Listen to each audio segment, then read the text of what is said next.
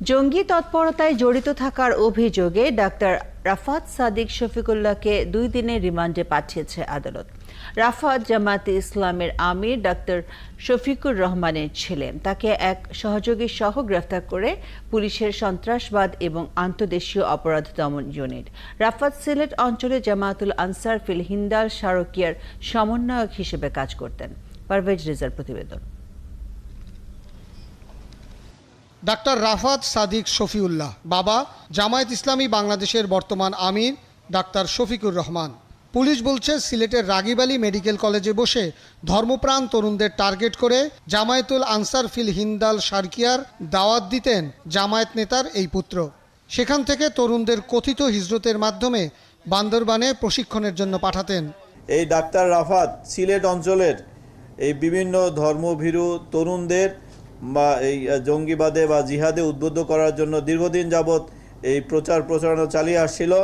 কোরআন প্রশিক্ষণ কেন্দ্র খুলে তার আড়ালে তাদেরকে জঙ্গিবাদে দীক্ষা দিচ্ছিল। এবং সবচেয়ে নতুন যে বিষয়টি আমরা তাদের কাছ থেকে জানতে পেরেছি, তারা বেশ কয়েকজন যুবককে বা জিহাদে উদ্বুদ্ধ তরুণকে তারা বোমা বানানোর কৌশল সহ বোমা বানানোর প্রশিক্ষিত করেছে এবং তারা বোমা বানিয়ে তার সক্ষমতাও যাচাই করেছে। 1 নভেম্বর এমন কথিত হিজরতকারীদের ধরার পর বেরিয়ে আসে ডাক্তার রাফাতের নাম। পুলিশ বলছে বিচ্ছিন্নতাবাদী সংগঠন কুকিচিনের ক্যাম্পে 2021 সালের জুন মাসে ডাক্তার রাফাত ও তাহিয়াত নামের আরেক যুবকের নেতৃত্বে 11 জন বান্দরবানে কথিত হিজরতের নামে প্রশিক্ষণ নেয়। তাহিয়াত এখনও পাহাড়ে আছে, তবে ডাক্তার রাফাত ফিরে এসে সিলেটের জঙ্গি কার্যক্রম পরিচালনা করছিল।